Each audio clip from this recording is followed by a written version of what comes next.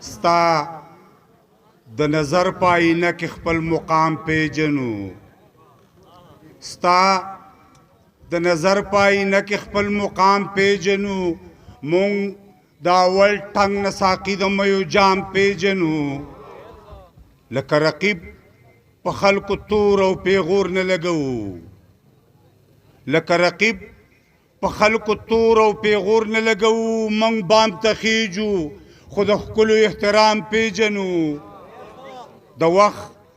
سامراج مې د په سترګو پټۍ نه اړوي د وخت سامراج مې د په سترګو پټۍ نه اړوي مونږ مغربي خلک په ښار کې د باګرام پیژنو د لمبو غیږه کې ژوندون د لوګو غیږه کې مرګ د لمبو غیږه کې ژوندون د لوګو غیږه کې مرګ مونږ د پتنګ غوندې د خپل عشق انجام پیژنو ټول حاضرینو ته د زړه تله سلام کومه زه ویم چې لاس هم مه پړقوئ او شور هم مه کوئ بس یو دو څو شعرونه راته ویمه خو دا وطن زمونږ دی دا وطن به موږ آبادوو که دا وطن نو موږ به یو که دا وطن نه موږ به نه یو او که یو نو څه به یو موږ له پکار دا ده چې د دې وطن بوخر په خپلو وینو باندې وکړو ډېره مهرباني صادق صاحب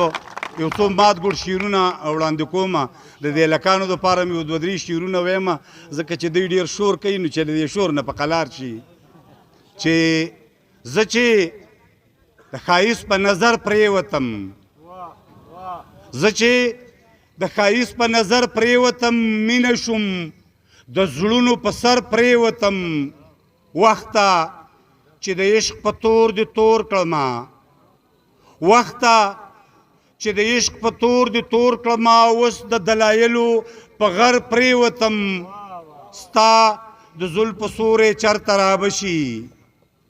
ستا د زلفو سوری چرته رابشي زه ورته د وس نه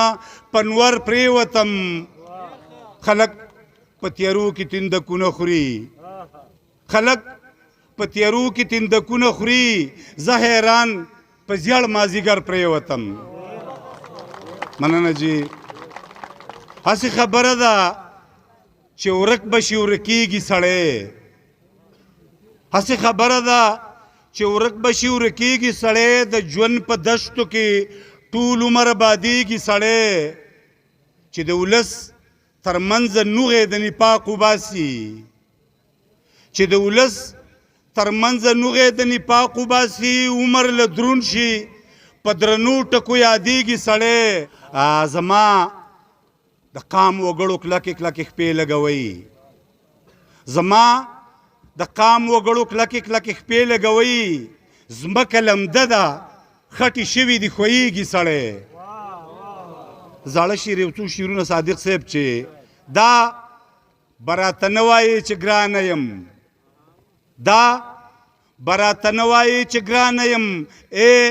د جنون لارې یو قدم دې کم ډېرې بې ګناه وینې دې توی کړلې ډېرې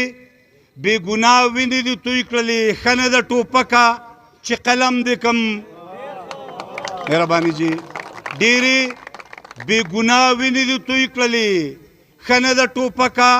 چې قلم دې کم یا بوتکه دې تا بادول غواړم یا بوتکه دې تا بادول غواړم زه ویم چې مینا دې کم حرم دې کم په بښنه سه پکې د هلکانو دپاره یو شعر ویمه چې بیا چې خپل مین په کاڼو نه ولې بیا چې خپل مین په کاڼو نه ولې یا ښکلي ودرېږه چې دم دې کم نه خیجي نه بیا بیا نه ویم نه خیجي د یو لاسه پړق نه خیجي نه خیجي د یو لاسه پړق نه خیجي یاره ما درخو کا چې ادم دې کم د هر یو قام په بېوسۍ مې زړه ځیګر خوږېږي د هر یو قام په بېوسۍ مې زړه ځیګر خوږېږي د قومیت د ځنې ټکو نه مې سر خوږېږي د نړۍ خلکو په جنګونو امن چرته راځي د نړۍ خلکو په جنګونو امن چرته راځي څوک چې جنګونه کوي دا خلک اکثر خوږیږي راځئ چې ټول سره په یو انسانیت راټول شو راځئ چې ټول سره په یو انسانیت راټول شو نه به غریب خوږیږي نه به زورور خوږیږي د دې وطن د جاگیردار سرمایه‌دار د لاسه د دې وطن د جاگیردار سرمایه‌دار د لاسه لا مې سحر خوږیږي لا مې مازدیګر خوږیږي حیران ولاړم چې د کم یو په سر لاس ونیسم حیران ولاړم چې د کم یو په سر لاس ونیسم هلته کابل خوږیږي دلته پېښور خوږیږي مننه جی د یو چا غم د ژوندانه نه مې مزې واغستې د یو چا غم د ژوندانه نه مې مزې واغستې ما چې د خپلو ارمانونو جنازې واغستې د کلیوالې بانډوالې د دیدن دپاره د کلیوالې بانډوالې د دیدن دپاره ګړې مې واغستې ښې ډېرې مې بزې واغستې بازار د اقله بېشماره ولسونه راغله بازار د اقله بېشماره ولسونه راغله څو قلمونه وړي بچوله چا لیندې واغستې نظم ویم او د مات ګوډ غزل یو دوه درې شعرونه ویمه چې داسې به وي چې مې د زړه نه ستا باڼه وځي نو داسې به وي چې مې د زړه نه ستا باڼه وځي نو لکه د ښار نه چې بیخي لوی او واړه وځي نو د ځینې خلکو جنازې په مړینې هم نه وځي د ځینې خلکو جنازې په مړینې هم نه وځي د ځینې خلکو جنازې په ژوندانه وځي نو مننه جی د ځینې خلکو جنازې په مړینې هم نه وځي د ځینې خلکو جنازې په ژوندانه وځي نو د پښتنو د ژوندانه لارې کږې وږې دي د پښتنو د ژوندانه لارې کږې وږې دي دوی چې د کوره نه وځي کاږه واږه وځي نو مننه جی د پښتنو د ژوندانه لارې کږې وږې دي دوی چې د کوره نه وځي کاږه واږه وځي نو د باغ د پولو د انګورو بوټي مه وباسئ د باغ د پولو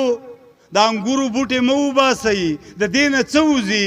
د دې نه سرې اوبه وځي نو د نن ملالې د میوند په سر ټپه پورته کا د نن ملالې د میوند په سر ټپه پورته کا بې پښتو کېږي د پښتو نه پښتانه وځي نو په دغه خان په دې ملک پسې بلا ورپسې په دغه خان په دې ملک پسې بلا ورپسې چې وچه خوله یې د حجرې نه مېلمانه وځي نو حیرانه هغه څوک دې نه ګرځي د خپو په نوکو چې د مخ نه د ځوانۍ د ښکلا سره وځي نو نظم درته ویم زموږ په دې حالاتو باندې وخت مې واغسته بښنه غواړم د هغې مننه جی چې نظم دې هم د زموږ د پښتنو د ژوند عکاسي ده ای د لوی شان مالکه د درس جهان مالکه ای د لوی شان مالکه د درس جهان مالکه تر څو به داسې مظلومان په سترګو سرو جاړي تر څو به داسې وږي تږي په غرمو جاړي د جاگیردار بچي ته وګورئ په سور پروت دی زما بچی دلته د لوږې نه نسکور پروت دی تبې نیولی دی په غېږه کې د مور پروت دی دومره توت شوی دی چې زه ویم که په اور پروت دی ای د لوی مننه جی مهرباني مننه جی د جاگیردار بچي ته وګورئ په سور پروت دی زما بچی دلته د لوږې نه نسکور پروت دی تبې نیولی دی په غېږه کې د مور پروت دی دومره توت شوی دی چې زه ویم که په اور پروت دی ای د لوی شان مالکه د درس جهان مالکه څه به وده شي چې وده شي په ودو جاړي تر څو به داسې څه ویلی وي په غرمو جاړي